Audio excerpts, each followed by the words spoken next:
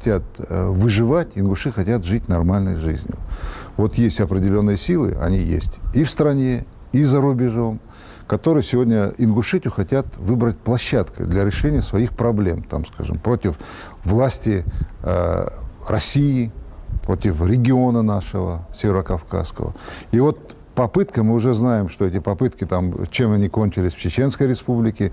Мы знаем то, что всегда за этим стоит вот, как бы, не очень хороший практически потом итог.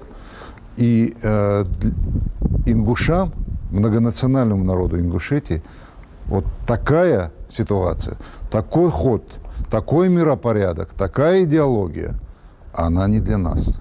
Республика сегодня – это политическая стабильность, экономический динамизм и инвестиционная привлекательность. Кто бы, что бы, где бы, как бы ни планировал, другого у нас в республике не будет.